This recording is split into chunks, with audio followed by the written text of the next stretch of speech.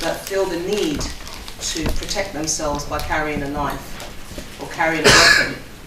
And we need to recognise that the young people themselves are frightened. Young people themselves are feeling that they've been let down.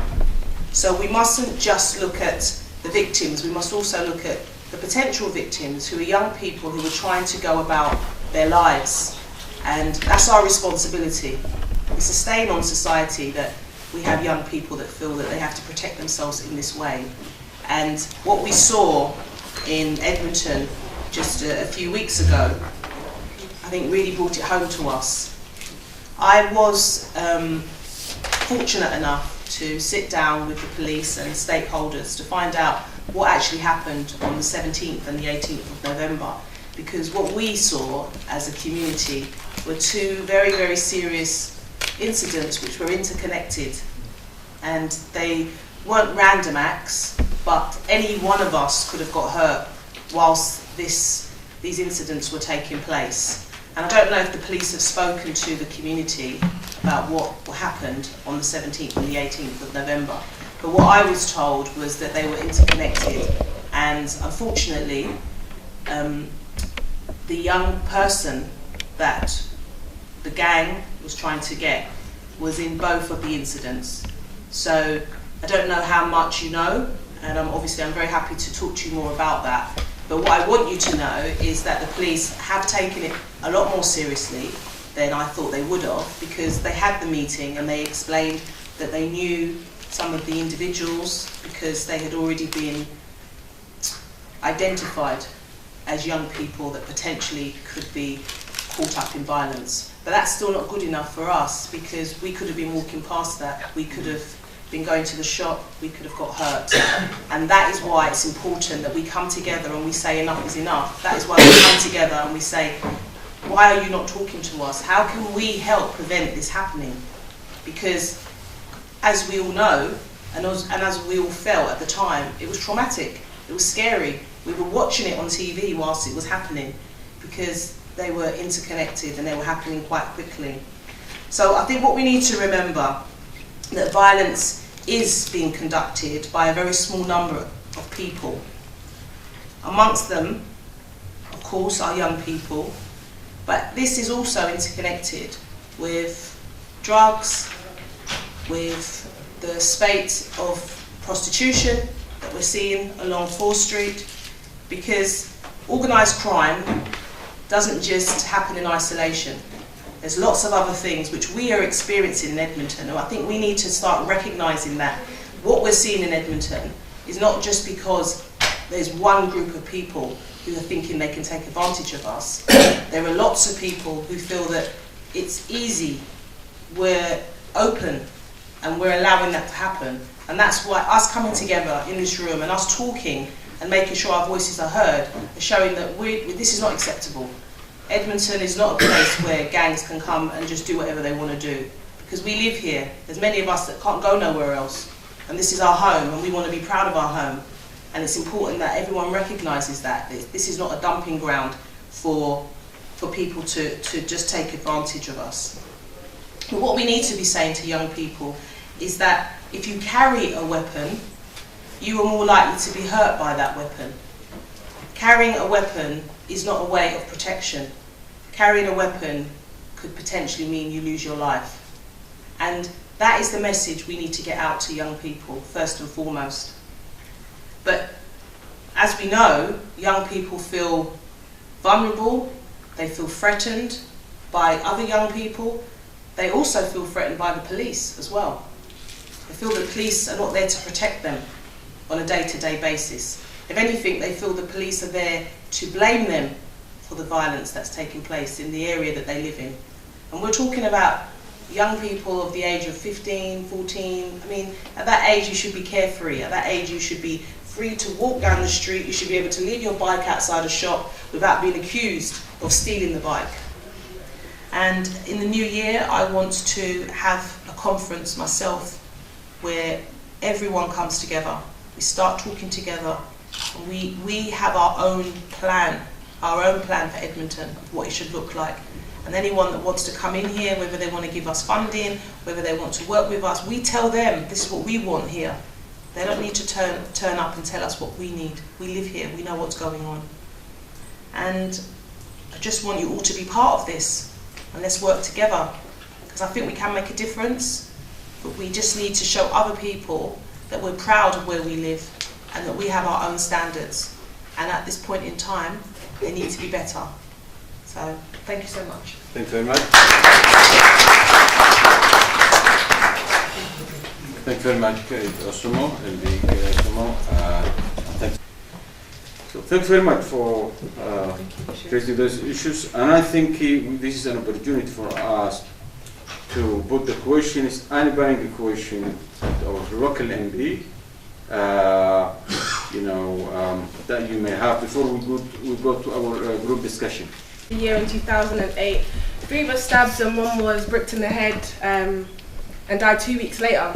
I was 16 years of age, and this happened in Edmonton along 4th Street in Bouncers Road. And if it wasn't for my mum actually throwing me into sort of personal development, and I sort of had a youth worker at Craig's Park who I used to dance with, I don't know if I would have ended up in prison or dead myself.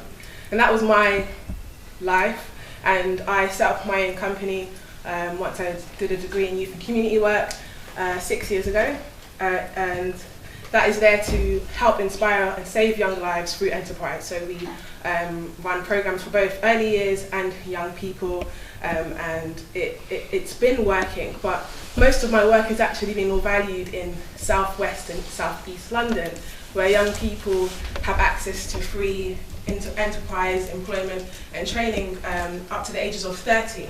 And what's nice about that is a lot of young people, I mean even people that I know very personally and very closely, once they had lost their job at the age of 29, decided to go back onto country lines. And now when you're above 25 and you don't have a very good employment experience, and you go back into the streets or the gang crime, your role at that age is more of an influencer and more controlling, as opposed to being the young person to be on the missing list and running to country to come back to Edmonton. Does that make sense? So once and my question to myself was, what else can I do with this person that I know? I helped them get 2 jobs. Both were part-time, both were only for a short period of time. So once those had finished, this person went back to country lines, and this person has 3 children, where, I'm 27, I have a young son myself, he's 5 years old. I went and I did a crowdfund last year for 30 days, and I wanted to raise £2,500. I did it, but it wasn't by the help of Enfield, actually. I wrote a letter, I spoke to different organisations, but it wasn't by the help of Enfield. In fact, my work, as I said, has been respected in East, South East and South West London. And I suppose, when my mum, she ended up selling her house in Edmonton. I lived just here, Shrubbery Road, since I was 3 years old, which is where this building is. When she sold her house, I ended up having to move out, and I now live in Bushell Park, but until I could evidence that I had work all the way in South East, they were happy to move me all the way to Hull or wherever it is outside of London. And my nan has been here since she was 16. I have all my first cousins that live in Edmonton or Bushell Park. This is where my heart is what is not being listened to, really. We need to look at how we prevent crime. We need to be supporting those who experience it. And like you said, it's not just the person who's lost their life or has been injured, it's their friends, it's the family. It's how do you feel after that? And no one's really asking you how you feel and what can happen, what could happen next. Because that's another thing, is that once it happens, there is going to be a reprisal, and that needs to be intervened before it takes place. But we can sit here and talk about, lack of funds, we can sit here, but you've just said it, with a small amount of money, people are making a difference. But you need to have minds around those people that have got a little bit of money to say, look, this small amount of money can stretch this far if it's given to the right person, but it's not being given always to the right person. Sometimes it is, but a lot of the times, those people who don't want a lot of money, are not looking for fame, not looking for anything other than just making a difference to prevent one more person either losing their life or feeling they need to carry a knife. Because what we're seeing, especially when we look at the way society looks at young people, just generally, they're disregarded. Whether it comes down to even the age of voting, you can't vote until you're of a certain age. But those people who vote on your behalf don't walk on your path, don't even understand what you go through. So the way young people are treated in society is that they are not listened to. That needs to change. We need to make sure that we have a curriculum that is fit for purpose, that teaches you what life could be like when you get older. Instead, it talks about old history, which is important. We need to know our history to know where we're going. But we need to be in tune with those people that need to make a difference for our future. So if young people are being disregarded and being discounted, what will happen? We will lose a generation. And this is crucial. We're going to lose, because the way that we look at conflict in other countries is the way we should look at conflict here. But we're not. We're thinking that because we have education, most of us can maybe get a job, you know, there's a house for you, that you're not living in a war zone. But we are living in a war zone, and we need to respond accordingly. So I'm going to love to speak to you, you know, outside of this. Obviously, I don't have no funding, I don't have no money, but I have influence in the way that we start talking to young people, and I think we need to make sure young people are part of that conversation. And that's something which I think I've not said, but the next step forward has to be informed by what young people need. Yeah. Thank you. A lot of them, they will go for interview, they will be successful during the interview. But as soon as they indicate that maybe they are on medication, and so they will just tell them off that, okay, we cannot employ you because you got a mental health issue. I've got an evidence for this thing, very thing that I'm saying here. So it's like a lot of them, they are going through a lot of frustration. So there's a lot of them out there. Instead of them to actually go into the community, maybe to get socialized with other people, they find it so difficult. If there is no amount of motivation that maybe you might be trying to even give to them, or encouragement for them to even go to all this leisure center, but instead they will just keep to themselves. So then I now decided to, okay, what can I actually do to actually maybe to make the community to be more inclusive. So then I said, okay, then it came to mind that, okay, that I should carry out a project. And I said to patients that her idea sounds really, really helpful, especially for those people who have been stigmatised because of their health issues. I think the council really does need to maybe sit down with you and see what options are on the table. But you did mention that the property department has responded, so it's difficult for me to sort of respond out of that until I've seen the letter. So maybe if you send that to the office, Owen's here from my office, so maybe you could send a copy of it, and then we could look at it and then make representation for you.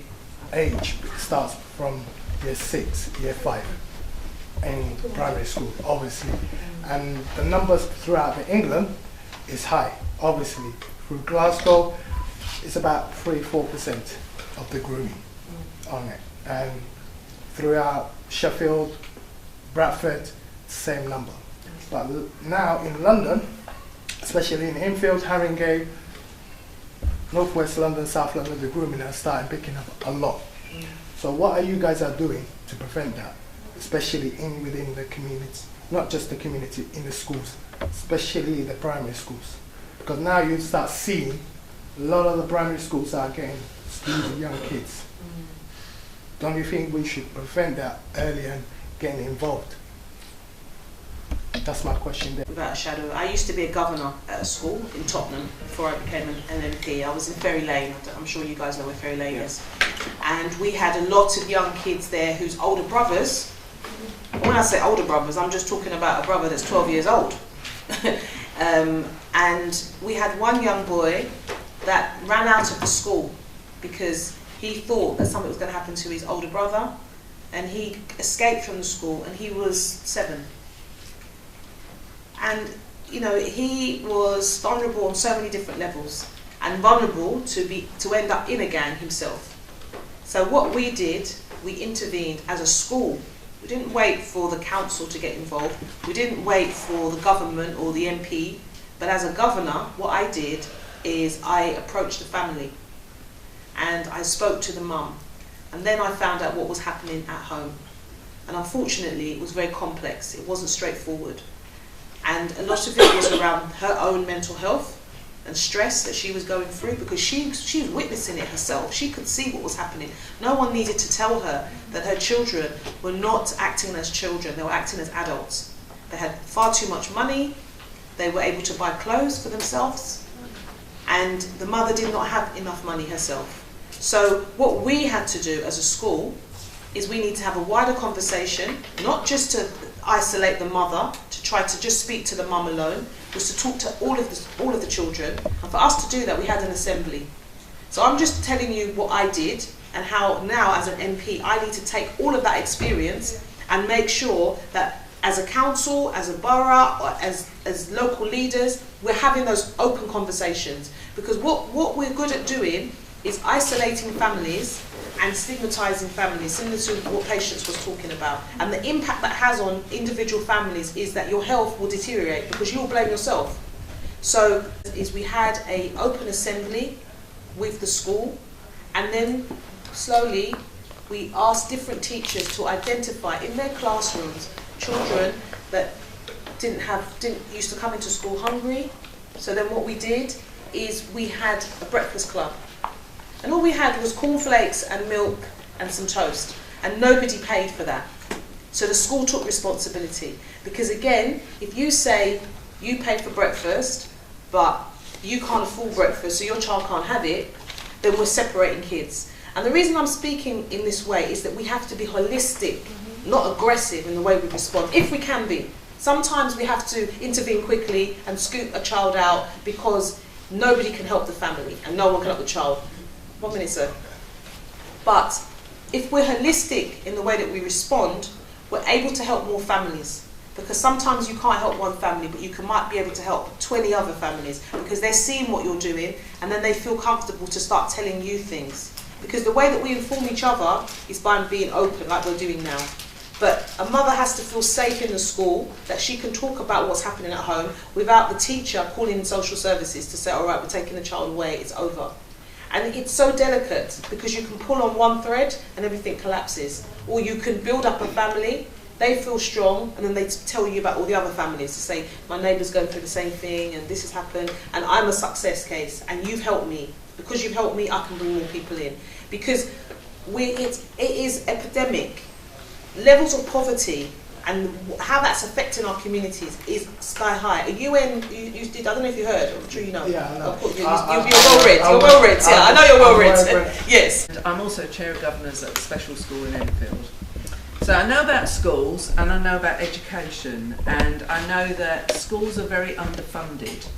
A lot of the work that we do with pupils, we have had TAs, we've had learning mentors, we've had lots of cuts, and very often the cuts that happen go to things like after-school clubs or learning mentors or teaching assistants, or the extras are going because there isn't the funding to support it. The work that those people do is crucial in building relationships with young people. It's crucial because they can meet and greet, they can encourage, they can help them with their breakfast at breakfast time, they help them at lunchtime with their social interaction, they help them to communicate, they help them to learn. And all of that is not nothing, it's very important, and it helps children to feel part of their schools. And when I'm standing here and I'm saying we are underfunded, we are not able to provide the level of support that we would like for every child, let alone SEN children, how can we, change everything to address this one issue? We have so many issues in education. And I'm not denying that this is an important issue. And I'm saying to you, schools are doing their utmost. We are trying really, really hard to address the issues that, surround our young people. We work to protect our children and keep them safe in school. We work to educate them, we work to give them opportunities, and we work to give them choices, and we try and teach them values like respect and how to look after each other, how to make friends. There's no easy solution, but I'm saying to you, we are part of the issue, but we're also part of the solution. We need to be funded properly. Estimate or underscoring the amazing work the primary or all our schools are doing. But I know, on my experience, I'm working with the schools, the Somali community, if I take as an example, it's one of the largest in the Bara. And I hardly saw any school that that has a Somali-speaking staff or liaison officers in-house. And this creates misunderstanding. A mother or fathers who don't communicate properly, who cannot help their kids at home, and the kids, slip through the net, But I'm aware, the schools are failing to address this need of the community. Obviously, the Somali community, I had one of the council officers saying, in this Bara, those who make the largest noise get the most. But I know the Somali community don't make that much noise, And obviously, I would like to see the schools looking inward and looking their, parents and pupils and students and addressing their needs. Thank you. Can I just respond to that and say that we used to provide lots of translation services for people who didn't speak English very well, and that budget was cut. And I'm sorry, but how can you communicate well if you haven't got any budget to cover that? And that's not that we didn't want that. We were happy to provide it when we could, but if you have no budget for it, you can't provide. So a lot comes down to what you can do with the money that you've got. Okay? So if they want us to communicate properly, they need to help us. We're not trying to deny that there's a need. We would dearly like to be able to meet everybody's need. But if you're financially strapped every direction you look in, you're not going to be able to do it. We're on our knees. Around the fear that these young people face and about the importance of an open communication with your child so they're able to tell you what they're going through, and the importance of creating a safe network around your child, so knowing what your child is doing in the community, speaking to your friends and family and people within the community and asking them, because I've been into many houses and parents are genuinely unaware of how their child presents within the community. Understanding that above these children is another layer of people who are possibly exploiting your children. They might not necessarily see it as a choice, what they go through. The importance of intelligence, of sharing that intelligence. If you hear or see something within the community, even if you don't feel comfortable to go to the police, calling Crime Stoppers. You were talking about the chicken shop and exploitation. Exploitation looks hidden. It doesn't look like sometimes anything more than children misbehaving or messing about, but really there's something much deeper, and it becomes very difficult to prove that if people aren't willing to tell us what's going on. So I think it's around also not relying on the system to kind of be the only thing that helps your children. So it's searching your children's rooms, knowing what's going on social media, understanding your child better than anybody, because relying on anyone else to come and save your child isn't the way forward. Yes, there is a system in place that can help you, but ultimately it is about the community and what you can do to keep the children safe. So I would say intelligence is really important, and I would say knowing what's going on with your child and sharing that, and if you have that evidence, being willing to be resilient enough to say, this is what I have, I need help, and to keep going and to go to the right people to get that to happen. and understanding that your children could be very afraid, and there is a real consequence for them if they do say what's happening to them. And I don't think we even have any idea the consequences, what children face, the level of violence, the things that they've seen, the pressures, the humiliation. You know, children are beaten up and it's posted on Snapchat, and then they feel like they can't go to school, they feel embarrassed, they then feel a fear and they feel like they need to join in. It's such a complex issue, and throughout all of this, children are often vilified, and what we need to ensure that we're doing is really listening to them and understanding what they're going through. And if you as parents and the community, if you don't believe in them and support them, they're going to find that really, really difficult, because they're going to feel like they're not heard. And there's nothing worse for a child than not being seen or heard. And if you empower them to feel seen and heard, their outcomes are a lot more likely to be successful and the ones that you want. So like from my experience and what I've done, they would be like my key points which are relevant to you in this forum. So I hope that helps. Why the police who responsible knife crime and drug supported the youth and prevented the crime door to door and streets before having to kill someone who wished to live long life. Please, we need the police to help young and youth and our children, especially young boys. Why? Because Katie requests you to talk to police to help on the streets. They come after what happened, after when the children or young people killed. And they come always when someone died. I call police one time, I see a crime, and I talk on the street because I'm on that way, something happening. And they say, it's okay, you have to leave, you can't stay. It's my friend, someone robbed it in the cash machine. And we called the police and we went in longer time. After then, we left the state because this country, we do not feel safe. Really, we're not safe. And our children is not safe.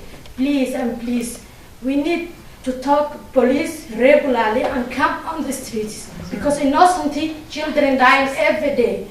My friend's son, he is on the street and some misunderstanding to kill without reason. And he think another one who fighting or who has a crime together. Because young boys dying innocently without selling drugs, without TVs, without any crime. Please and please, Katie, you are my MB. And I am talking my children and my young sons. Please, we need to talk this meeting regularly until we save a young boy who dying and who wishing to live longer. Because we are mothers, we are innocent, we cry every day.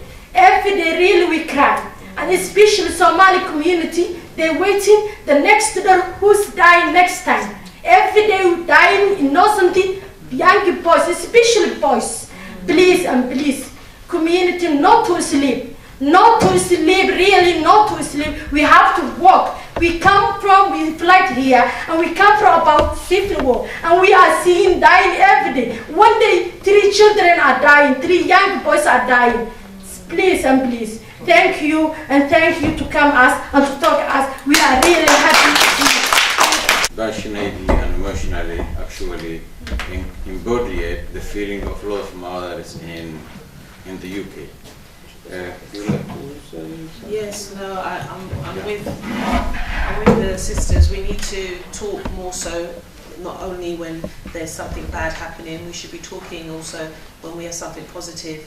But as you said, the police, you see the police when something bad happens, and when you call them to help you, you don't get the response, and that is not satisfactory, and that's something which should not be happening. And I always work with you on other issues, but this is very, very important to all of us in this room. But I know that it's something which worries you, because as you said, you don't know who's next, which mother is going to be crying, which mother is going to be burying their child, and that is not acceptable. And I know your journey, I know how hard it's been for many of you to come here from a place which was full of conflict as well. Some people, forget your history. You've come here for peace, you've come here for a better life for your children. And for this to be happening, it means that something's gone wrong. So we have to take that very seriously, and I'm with you all the way. And thank you so much for, always listening to me and for working with me, because we've got a big task on our hands, but we can only do it together.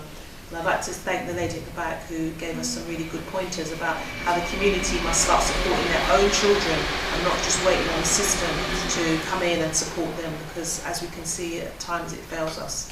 And we need to all work together, and I really want to take all your details because, as I said, in the new year I want to do a bigger conference, and there's certain voices in this room already which I know need to be at that conference. Thank you.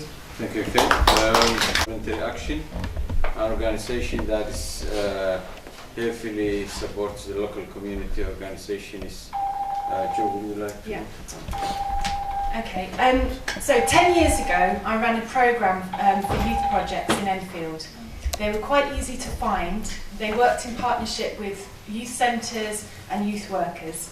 We did some capacity building, so we did some training and the projects took place. Then funding got harder. The young people naturally moved on with their own lives to university, employment and with their own families. Today there are notably less youth groups coming forward. The youth centres are empty and the youth workers have gone. I believe it's been cut from about 92 to 2 in the borough. Therefore, there are less channels for young people to be attracted to the voluntary sector. So at Enfield Voluntary Action, we want to re-engage young people through inspiring inspiring young people to get the knowledge, skills and resources so they can make a difference in their communities. In June, we created the Community Awards to celebrate the achievements of the voluntary sector. We included awards for young people in inspiration, innovation and inclusion because we wanted to recognise and support the efforts of young people.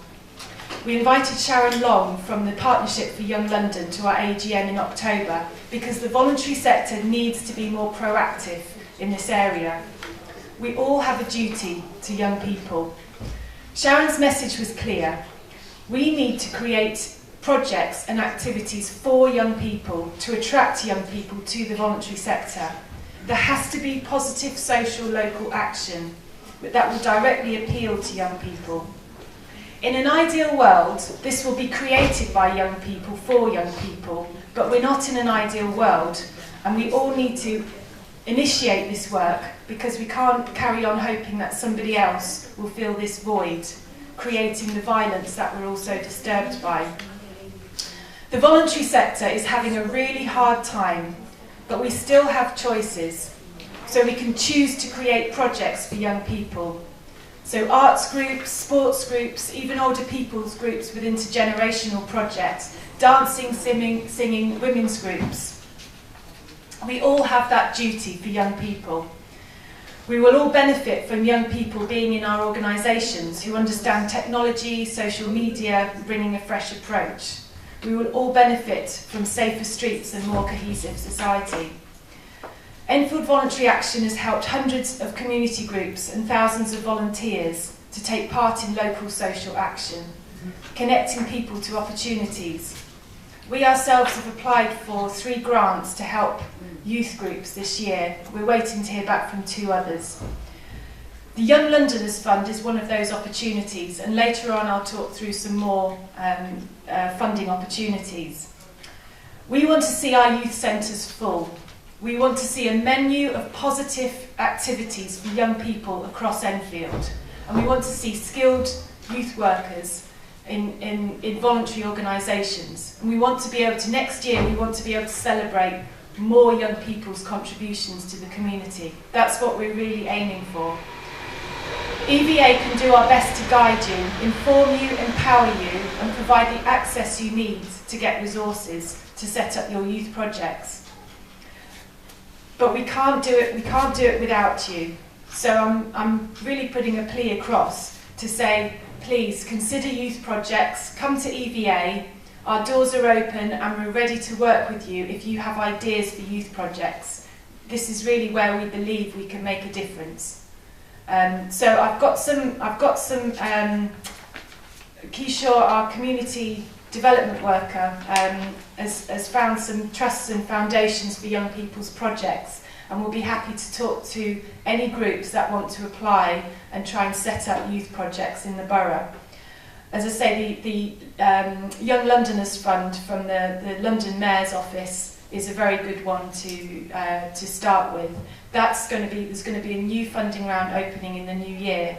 There's also the Paul Hamlin Foundation, Children in Need, Lady Allen of Trust, Association of Play Industries, Tesco's Charity Trust.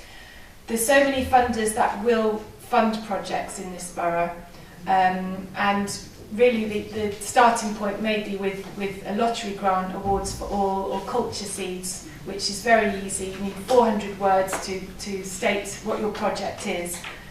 But we really want to appeal to you to say, come forward with your ideas, because we want to help you make them a reality. I'm sure I was going to be able to come here today, but I'm really glad to have the opportunity to come and see you and talk to you about some of the work that we're doing. We, as an organisation, are set up to fight racism and to promote equal opportunities and to build a cohesive borough. And I think it's very important that we consider how families can be supported within creating a community cohesive borough.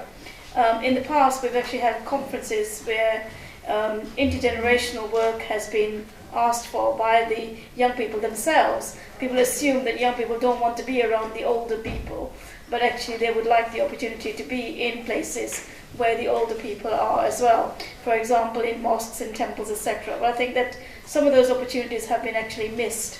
We haven't actually been able to develop that with the communities. But I know that good work does go on in many places. But I think it is important to assist our MP Kate when she's actually doing some work in the future at the conference, maybe raise those issues about working together and maybe working with families as well. At the moment we don't actually have any funding for young people in our work in the REC. However, we are actually doing a project called Communities United Against Hate Crime. And I know some people suffer from harassment, and as you would have heard about the Syrian refugee children who have been bullied and harassed in schools. So, I mean, it would be important, I think, for me to give you some information about our project, which can actually support families and young people. And we're trying to get volunteers to be part of a community's witness team to actually support people in hotspots where there's a lot of hate crime happening. And I can leave some leaflets here, but also we've got an advocacy worker which will be only here part-time because we share this work with many other RECs in East London. But we do actually have some resources where individuals can go into, our worker can go into a family home to support you, to see what is actually happening in your neighbourhood or with your child, if they're suffering from racial harassment or bullying at school. So can you please, take some of this information and use it. And also we have another project where we're helping refugees to get into sustainable employment. So if there are families or young people themselves who must have had a status as a refugee in the past, it doesn't have to be now. It could be that there is somebody who's actually had that status, but is now a British citizen even.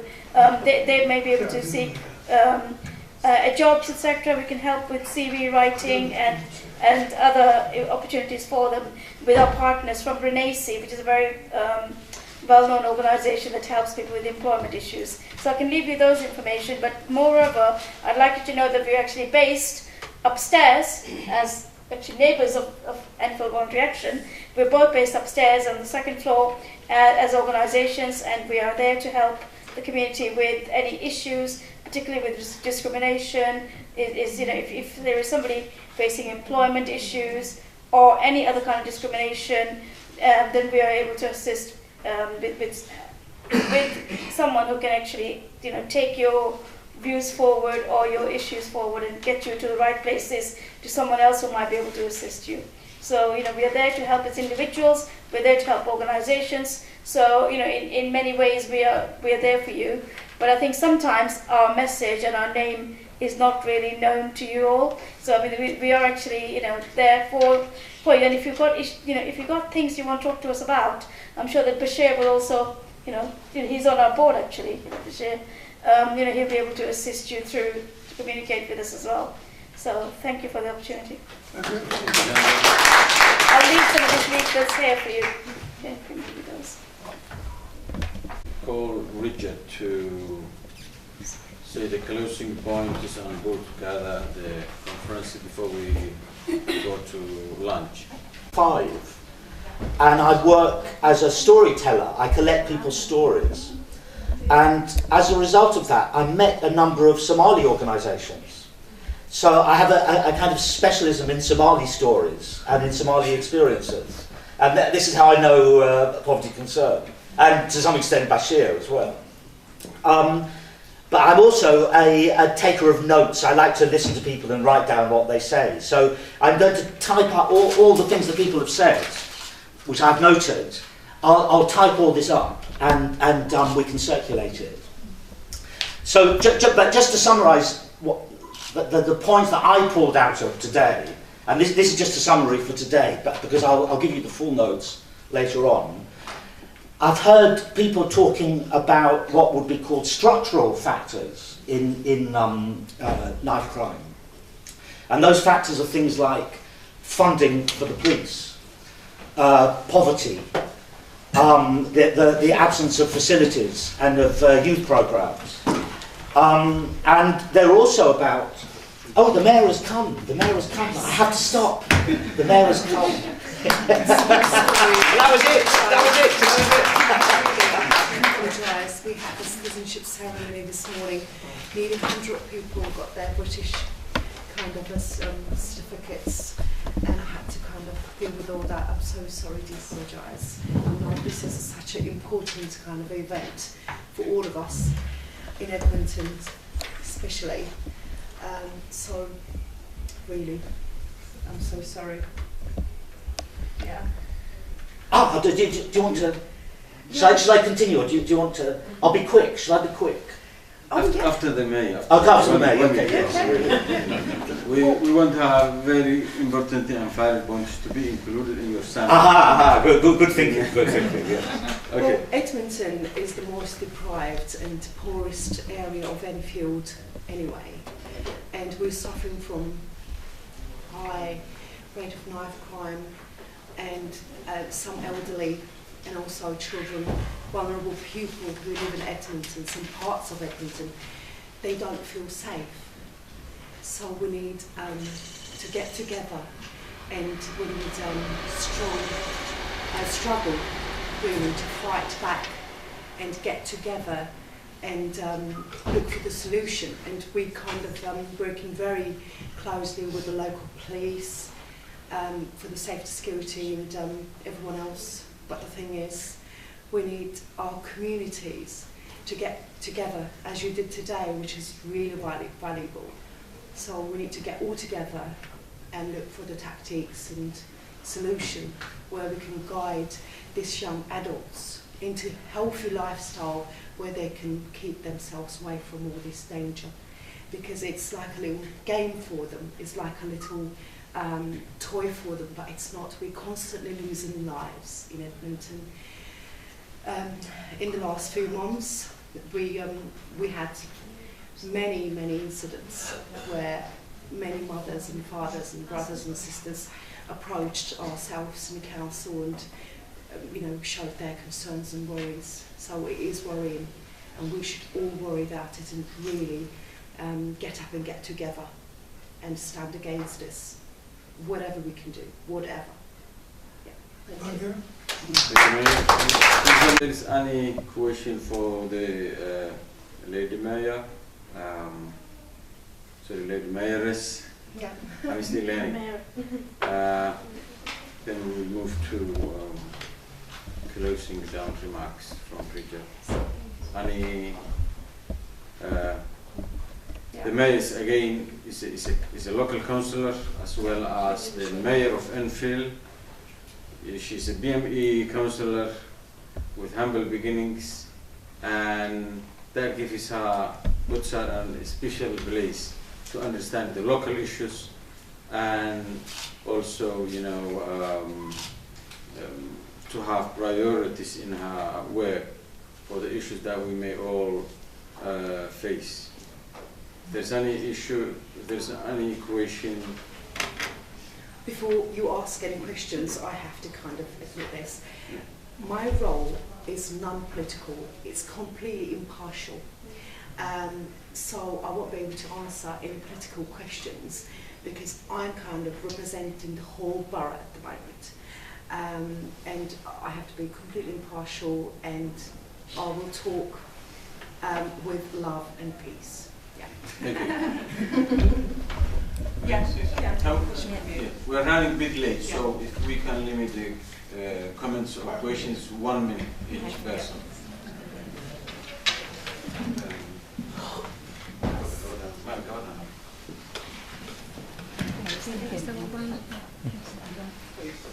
Sorry, man.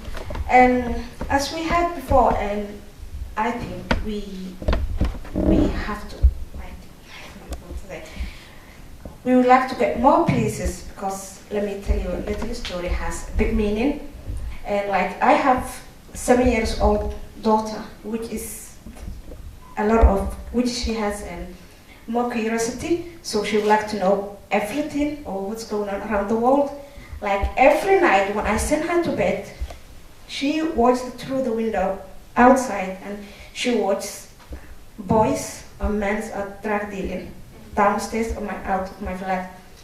So she came to me and said, "Mommy, look, every time when I go to bed, I watch them." And I couldn't let her watch because I don't want her to see normal, what is not normal. She's only 7 years old and I have other children, so I don't want them to see what's going on outside my house is normal, which is not normal. So I would like to see more places or like more community service, yes, most community places. Thank you very much. Yes. And also the local police are just trying very hard for your daughter and for all the other children living in Enfield, for them to see something positive outside from their window. Thank you.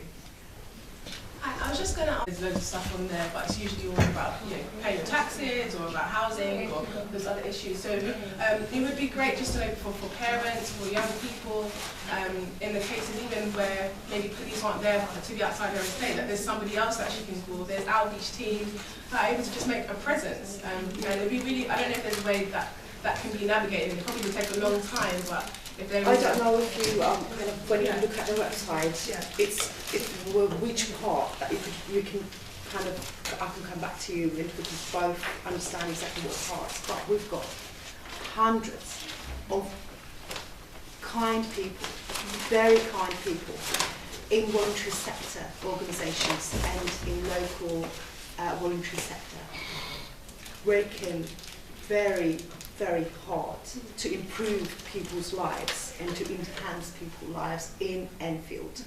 So there is so many organisations where we could all get support from. Yeah, there's many, but we're just not connected. That's we what just, I mean. If I just say, is this on? At Enfield Voluntary Action, we have 798 organisations in Enfield on our database. We want to make a very grassroots local directory. We have submitted funding to secure that and to try and make that a reality. So we are working on that. We're waiting for a decision whether that we've got the funding for that.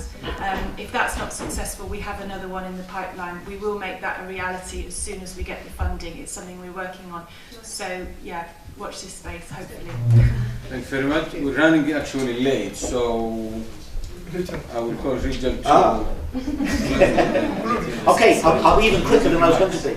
So just to summarise the last 2 hours, there are factors in cuts, less police, less facilities, less funding. Then there are factors in terms of identities, positive identities and negative identities. This can come from stigma, it can come from school exclusion, it can come from police perceptions of the public's perceptions of the police. These identities are swirling around. Then there's a layer to do with people's beliefs and people's attitudes. And then finally, there are all the locations which have to work together, schools, homes, youth clubs, community organisations, and employers. Employers haven't been touched on very much, only one mention of employers. And maybe the last thing is that to go from being a child into being a youth, into being an adult, is a universal transformation which happens everywhere in all societies. And somehow what we're talking about today is that this has become incredibly troubled and difficult, and that it raises incredibly powerful emotions and fears. And what this meeting seems to be about is somehow a gathering of people to ensure that this transition returns to how it has been in the past, a smooth transition, rather than the difficult transition that so many people have spoken about. So I'll type up all these notes, and so everybody's voice will hopefully be heard. My note-taking is very good. A lifetime of note-taking has meant that I'm quite accurate.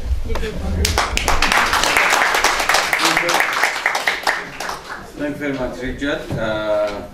Again, before Mr. Isaac closes the conference, I would like to thank everybody who attended. This was actually a pilot project by the Somali organizations in Enfield for the local community, not only for the Somali community, but for everybody who lives in Enfield, to make Enfield a safer place to live and to grow up kids.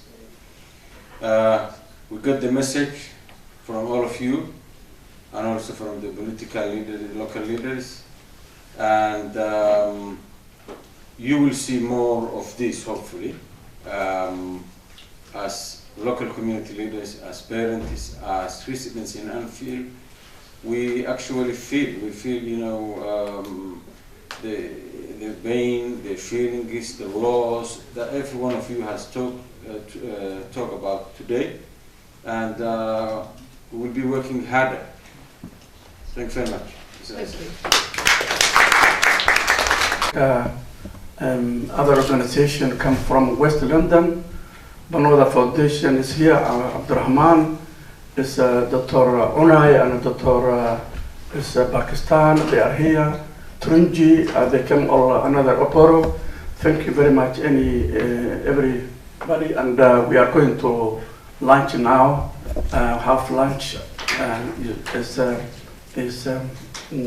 After lunch, I think we can go home. Thank you very much. My name is Councillor Nesil Chalishgan. I'm the leader of Enfield Council. I'm really pleased to be invited to this important event here in Enfield. We're talking about the dramatic increase in youth violence in our borough, and actually the increase in youth violence across London. I know it's a real issue, something that residents are deeply concerned about, and I share their concern. I continue to be worried about the fact we've lost hundreds of police officers from Enfield over the last couple of years, and the police has had an £8 billion cut because of central government funding. We need to do more as a community. Our partnership with the council and the police needs to be stronger, and I welcome the efforts of many of the individuals that I've met today to contribute their ideas as to how we can target our very scarce resources. I'm in no doubt that government cuts has had a detrimental impact on our communities. Enfield Council has lost £178 million, and this year alone we have to find £18 million of cuts because of Conservative government funding. These are really tough times for our communities, but this is one of our top priorities. If we can do anything to increase the life chances of everyone in this borough so that everyone can fulfil their potential, we must do that, because the increase in youth violence and its impact is so serious, it's so worrying, and we as Enfield Council are committed to playing our part. Shirkan ama conference-gan aanu qabanay dadka ku nool Enfield gaar ahaan Somali community-ga ayuu aad u quseeyay, waxaana isugu yimid oo nagala soo qayb galay dhammaan madaxda xaafadda Enfield, hadday noqoto leaderka Enfield, hadday noqoto mayorka, hadday noqoto MB-ga Enfield u matala baarlamaanka arrintu waxay ku saabsanayd waxaan dhammaanteen ka xanuunsanay dhimashada dadka dhalinyarada Soomaaliyeed maalin walba ay ku dhimanayaan oo lagu dilayo wadooyinka qaar ka mid ah iyagoon waxba galabsan qaar ka mid ahna nasiib darro ay maaragtay ama ay ka mid noqdeen dadka gaangiska ama daraagada ama maaragtay waxyaabo runtii dhalinyarada aan fiicnayn ku jiray arrimahaasina waxay keeneen runtii Somali community inay aad u taabato annagoo ah dad ka soo cararay wadankoodii oo u yimid Yurub intaasoo mayl in ay ku badbaadaan naftooda iyo nafta ilmahoodu waxaa nasiib darraa cunugii yarka ahaa oo hooyadiis iyo aabihiis halkan keenan ku koriyeen inta la korinayay inuu si maaragtay aan loo baahnayn oo runtii nasiib darraa uu naftiisii ku waayo arrintaas sidaas awgeed ayaan shirkan isugu yeernay inaan kor u qaadno dareenka dadka hadday noqoto dhinaca siyaasiyiinta hadday noqoto dhinaca booliiska hadday noqoto dhinaca community-ga aan iska kaashano sidii loo joojin lahaa dhimashada xalna loogu heli lahaa xaafadan inay noqoto xaafad safe ah oo dadka dhalinyarada iyo waalidiinta iyo cid walba ay ku noolaan karto dadka dhalinyarada ahayna maaragtay aysan maaragtay maalin walba naftooda u lumin magacaygu waa Sahro Shaqdaar Roble waxaan ahay degana oo Edmonton maxay ahayd waxaan ahay hooyo waxaan la xanuunsanayaa hooyada habeen kasta ooynayso iyo hooyada sugaha next in wiilkeeda la dilo waxaan rabay maanta inaan la kulmo booliiska ee degmadan aan deganahay ee Edmonton gaar ahaan Enfield iskale kamdam waa ujeeda waxa ka dhacay waxa hadda crime-ka ku socdo waa Enfield hooyo kasta way murugaysan tahay gurigeeda ku jirtaa way xanuunsanaysaa waxay leedahay caawa wiilka la dilo habeen dambe ayaa la dili doonaa booliiska wuuna gabariyali wadooyinka booliis ma ku arkaysa hadaa wacdo ma ku imaanayaan waxa ani cabashadeeda ugu weyn ahayd booliiska muxuu wadooyinka ugu shaqeyn la'yahay muxuu guriyaha ay hortaagan yihiin caruuraha banaanada taagan ugu shaqeyn la'ahin the second one mid kale waxay ahayd inay booliisku intay dib ka dhicin ka hortag sameeyaan maxaa jira booliiska oo la yiraahdo knife crime oo ka hortago dambiyada waaweyn wadankan booliiska dambiyada waaweyn waxay sameeyaan markuu dambi dhaco bisay imaadaan intuu dambiga dhicin ilmaha way arkaan ilmaha ma caawiyaan marka waxaa la rabaa hooyooyinka inay kacaan cunugeeda haday ka shakisi ay tagto saldhigga ugu horeyso ee diiwaan geliso itiraad booliis hadaa tihiin community ka xaafadeena way daciif aniga caruurteyda hadda ma gaarin xilliga aan cabsanaay laakiin waan ku soo xiga maxaa yeelay hadaan hadda ka xanuunsanin hooyo kasta oo ooyaysa habeen kasta wala ooya maalin hore waxa lagu dilay Edmonton laba wiil oo dambi lahayn dragna iibin knife crime ku jirin farena la ahayn just qalad qofkaana u maleeynay waa ku qalad hani marka talking-ka horta hadalka Soomaaliga waa liigu fiicaya Englishna ma aqaan Soomaaliga xataa dadka idaacadaha ay meelaha ka hadlayaan laakiin hooyooyinka Soomaaliyeed waxaan ka codsanayaa inay kacaan hooyaha isdhihin ha hagran naftaada barina ha sugin ee kac maanta intaan ku soo gaarin ka kac magacaygu waxa la dhahaa Cabdiin Sheekh Umar waxaan ka socdaa United Somali Support urur la yiraahdo waxaan ugu casuumay halkan urur la yiraahdo Poverty Concern waxaan looga hadlayaa knife crime-ka dhibka knife crime-ka oo inta Soomaali ama wiilashooda ay ku maqan tahay ama macnaheedu ku dhimatay horta inta ku dhimatay Ilaahu naxariisto waxa laga hadlayaa arrimaha dhibaatada knife crime-ku leeyahay iyo maxaa laga qaban karaa still dawladdu waxay taagan tahay macnaheedu policing problem ama booliiska shorta lagu ah macnaheedu dhibaatada dhinaca booliiska ka socota haddii dhibaatada dhinaca booliiska ku socdo annagii Soomaali ahaan inaan isku duubano samaysano macnaheedu ururadii ay midoobaan hal Soomaali la noqdo haddii urur kasta isaga kaligiisa meel uu socdo waxay talaysa malan in gacanta la isqabsado ilmaheeniisaan ku badbaadin lahayn aan u wada istaagno wherever we are Somali community meel kasta ay joogto inay isugu timaado UK inay isu timaado ayna ka hadasho siday ku badbaadin lahayd caruurtooda Ibrahim idin hadlay is chair of the poverty concern la dagaalanka faqrinimada saboolnimada shirkan waxaan qaaban qaabiyay muddo oo 2 bilood ah waxaynu ku saabsan tahay shirkan maanta idinku aragteen caruurta Soomaalida wadooyinka lagu dilaayay Soomaalidana aan ka qaadanayna go'aan markaan tan waxa way tii ugu horeysay way waxaan rabnaa hadda Soomaali shirka weyn inaan qaabino sanadka soo socdo bil kadib waxaan rajaynaynaa arrintan inaan joojino qaadkiiba waa la joojiyay waxaan rabnaa knife crime caruurta Soomaalida jidka lagu dilaayay inaan joojino ayaan jecelnahay si degdeg ah sanadka soo socdo waxaan rabnaa meediyaha idinka oo kale ishaga waalidiinta iyo ururada Soomaalida ma London degan inay ka soo qayb galaan ayaan rabnaa waxaan rajaynaynaa inaan ognahay waan isku kalsoonahay inaan joojino arrintan